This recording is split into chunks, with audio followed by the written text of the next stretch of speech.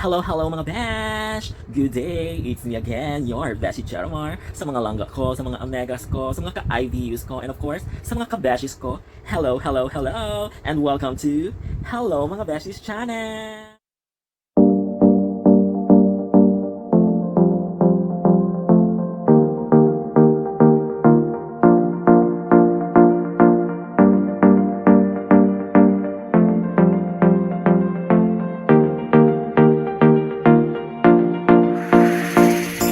So for today's video mga besh, I will be reading comments ng mga beshies ko, ng mga followers ko sa pinost ko last night regarding sa honesty issue. Pero before anything else, before we will proceed, I would like to say thank you muna sa aking mga followers, sa aking mga subscribers, sa pag-support ng YouTube channel ko, Hello mga Beshies channel. Happy 900 subscribers. Thank you! And sana matulungan niyo ako road to 1,000 tayo. Go! Laban lang tayo mga besh! So, since mga besh, nag-back to work na kami after 3 months na naka-quarantine tayo, nakalabas na rin tayo at nag-work. So, may nangyari sa akin kahapon kasi si beshi nyo is gutom na mga besh, pumasok sa isang fast food restaurant and something happens and may nangyari sa honesty issue ko. So, before nyo ako i-bash mga besh, panoorin nyo muna yung video kung ano talaga yung nangyari doon sa scenario. Pero since nandito na tayo, pinost ko siya kagabi, then yung post ko, yan o, lalagay ko dyan. Pero itatranslate ko siya kasi naka-Ilonggo siya. Yung post ko kagabi is ganito. Guys, question and I need your honest answer. Example, i-ano ko na siya ha, itatagalogin ko na siya. Example, nag-dine in kayo sa isang fast food chain or in your restaurant, then nag-order kayo ng isang meal. So, I ordered chicken with rice. Actually, hindi lang sa isang chicken. 2 piece siya ng chicken kasi gutom na gutom si Beshe with extra rice and upsize na siya yung drink siya. Ganyan kagutom si Beshe. Ganyan siya umorder. Actually, konti pa yan kung minsan may dinadagdag talaga ako pag I'm so hungry. So, gano'n na, nag-order ako ng rice at saka chicken. And then, syempre, naka-social distancing. Tapos, naka-social distancing. So, tinatawag yung number mo pag nandiyan na yung order mo. So, tinawag yung number ko. Nung upon papunta sa counter na, nandun na yung order ko, ninawag na. Number 9 ako. And then, nakita ko may french fries na large. May french fries na large. So, tinanong ko, and I know naman to myself na wala akong french fries na in-order. So, tinanong ko yung staff, yung crew. Tinanong ko siya, "Ma'am, is this my order?" Sabi niya, "Yes sir, that is your order." So ako, kinuha ko, kahit alam ko na hindi sa akin yung french fries, kinuha ko kasi sabi niya is sa akin yun. Diba? Baka naman kasi yun, pa-free nila, pero hindi ko lang alam. Pero yun, kaya pinost ko to at saka naghanap din ako ng answers, ng mga views, ng mga feedback. So, yun mga besh. Tao lang tayo, bakla pa. So, kinain ko po yung french fries na binigay sa akin. Kasi takam na ako kainin yung french fries ni... Di ko lang Basta kinain ko yung french fries. And ito yung mga comment. And nagulat ako sa mga comments ng mga kabeshis ko. Pero wag nyo akong i-judge Peace be with you sa lahat sa inyo. At least, sinabi ko sa inyo na kinain ko siya. That's it. So, basahin ko yung first commentator. Commentator din yung tawag doon. First na nag-comment is si Jello, si Angelo Dayan. Shout out to Angelo Dayan.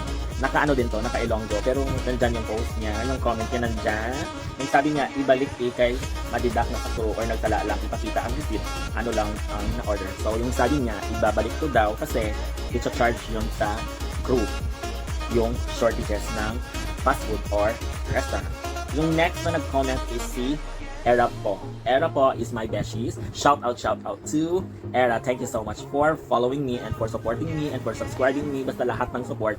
Thank you so much, Era. Short lang yung sabi niya. Sabi niya, Besh, ibalik git. So, in short, ibabalik ko daw. Sorry. Yung next na nag-comment is si Trex Maza Garcia. Yung sabi niya is, BFF, check mo aray ang OR. Kasi nagtala ng punch, tapos nabaydan mo gali. Tapos nung wala, hindi man pakita mo sa cashier, nga sala punching niya. So, I checked the OR. Wala talaga yung French fries. And then, nakalimutan ko.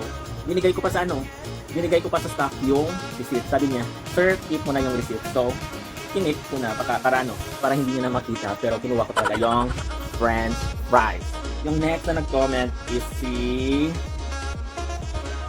Deloso Nolan. Shout out to Deloso Nolan. And shout out also kanina kay Trex Garcia. Trex Maza Garcia. So, yung sabi ni Deloso Nolan, ibalik lang Besh para wala ka konsensya. Kaya ibalaan mo, wala ka man naging order. Kasi alam ko naman na wala akong in-order na french fries. Na possible ma-short sila mag-inventory. Mag-short sila sa inventory, then charge sila. Kaya may shortages sila. Yes, ito charge kasi ni shortages. And at least, nabusog ka lang niya sa rice mo maging order. So, yung sabi niya, ibabalik ko lang daw. Kasi mag-short yung charge sa crew at saka staff. And at least, mabubusog ako kung ano lang yung in order ko. So yung problema is, kinain ko nga yung french fries. I'm so sorry. Peace be with you guys. Sabi rin ni Joy Faith, yung Plasta Pakli Bar. Hello Joy. Follow niyo po yung channel ni Joy in Plasta Pakli Bar. Yung channel is Faith Pakli Bar Vlogs. Yun. Follow niyo siya and subscribe niyo sa channel niya at saka sa Facebook page niya. Yung sabi niya, syempre ibalik kid Beshi, ipakita ang receipt mo na lang ang order mo. So sabi niya, i-return ko rin daw yung french fries. Pero, kinain ko Beshi yung french fries! Pero I really appreciate mga Beshi yung mga comments niyo. At least nandyan kayo para mag-suporta sa mga question ko. Oh my God, it's not clear. Not clear. So going back mga best, I'm so sorry for the interruptions kasi hindi clear yung pag-picture ko kanina sa mga comments. So yung next na comment is si Emil Jan. Hello, shout out to Emil Jan. Hello to you. Ibalik ko wala man nagdala sa yung order mo. So sabi niya rin is, ibabalik ko daw yung order ko. So yung next na nag-comment naman is yung Ses Caracas ko, si Spirits ko. Hello, shout out to Geraldine Sasson Halverson. So yung comments niya is, ibalik, galit na, inform, galit pa rin, insist, galit pa rin. So sabi niya, ibalik, inform, insist na di part ng order ko. So ibabalik daw, ikaw mismo customer, ikaw mismo yung customer, kabalo ka kung ano ang gin-order mo. Alam mo kung ano yung gin-order mo. Why would take and eat kung kabalo ka nga hindi mo? Bakit mo daw kakainin if alam mo naman na hindi yon sa'yo at hindi mo yon i-order? Even if ipilit pa ka staff, aside na lang kung gintelya nga free fries ka. Yes, yan yung sinabi niya. Ibabalik ko daw.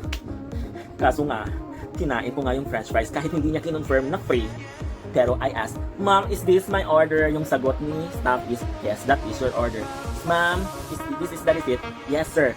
Keep the receipt. So, kinuha ko yung order ko, kinain ko yung french fries ko, and I'm so sorry sa aking mga nagawa. Gutom lang si Besh, maganda na, bakla ba, and hindi pa siya honest.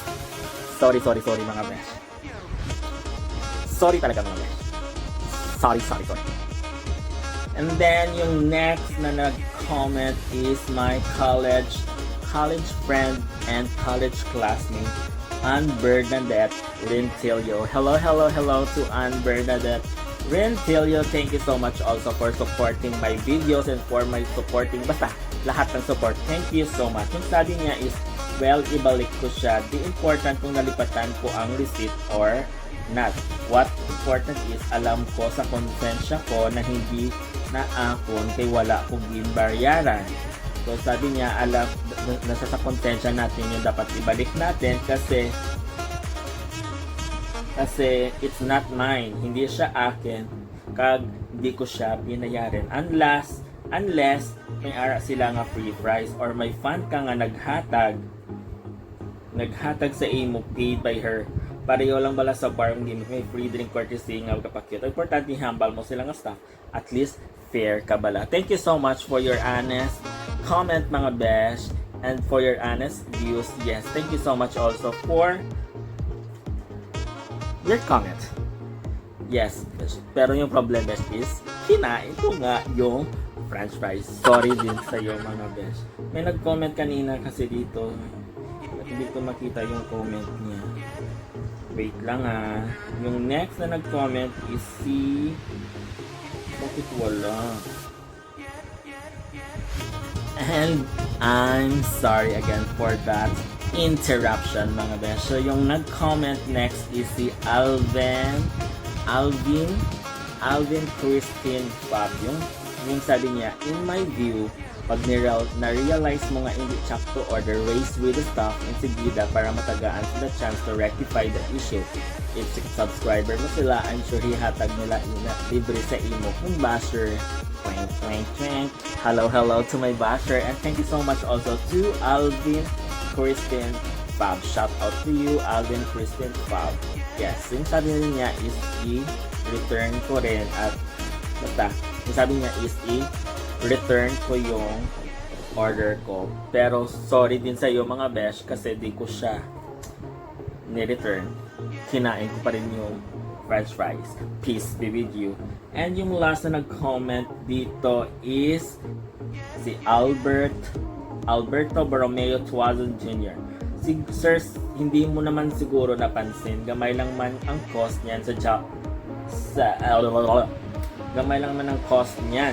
Lalo na kung example, naluto siya ng crew at madami, may holding time kasi yan. Example, 20 minutes, hindi na ubos luto agad, nagbago, and waste na ang over sa time. Same with Coke. Next time na lang sir, double check na lang. Pero kahit ibalik mo sir, iba na ang quality ng price. Pwede mo naman bayaran pagbalik mo sa resto para makita nila hindi mo intended na makain kasi hindi mo naman na order. May CCTV rin kasi ang cashier area kaya nakikita nila example kung nasukli na sila ng customer or hindi. Medyo mahaba. Pero for example, ang crew mismo ang nag-intend na palabasin yung product at binigay ang friend niya customer kita si tawag doon ay passing out, pwede siya ma-terminate. Pero in my case, hindi ko kilala yung cashier. So, feeling ko honest mistake din ng cashier ng crew and mistake ko talaga yung nangyari. Yun. Overall, I really appreciate all your comments kasi dito nakikita talaga na ang mga Ilonggo, ang mga Filipino, ang mga followers ko at sa mga subscribers ko is very honest sa kanilang mga sagot. And I would like to say apology. I would like to apologize sa fast food na kinainan ko at kinain ko yung french fries. Alam ko naman na mali yun. And of course, wag tayo makapag-judge at maging hipokrita kasi once in your life naman is nangyayari naman talaga yan. Pero alam ko sa sarili ko na mali yung ginawa ko, and I hope mga besh nandyan pa rin kayo para mag-support sa akin. And sorry talaga mga besh, kinain ko talaga yung french fries. And that's it mga besh. Thank you so much for watching my video. At least this content, na-realize ko na mali talaga yung ginawa ko, and sa mga makapanood ng video na to, hindi na nila ako gagayain. Although may mali akong ginawa and I learned my lesson. So lesson din yan sa mga tao na makakakita ng video na to. I'm sorry. So sorry mga besh, peace be with you mga besh, pero don't forget mga besh, sa mga hindi pa nakapag-subscribe sa YouTube channel ko, please click like and subscribe sa YouTube channel ko na Hello Mga Beshies channel. And thank you so much for all your supports kasi nakaabot na ako sa 900 subscribers. Thank you so much mga besh.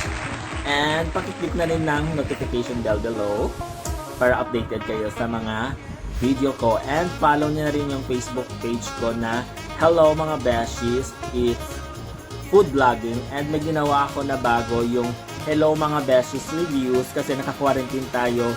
Mga 3 months tayong naka-quarantine, wala tayong ginagawa.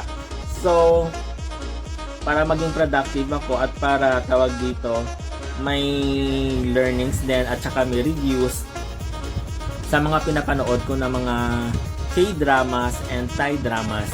Ginawan ko siya ng reviews and recommendations. Paki-follow na din yung Hello mga Beshies reviews, and of course, paki-follow na rin ang page namin na Elongo Vloggers Update. So, that's it mga best. Thank you so much. That's all.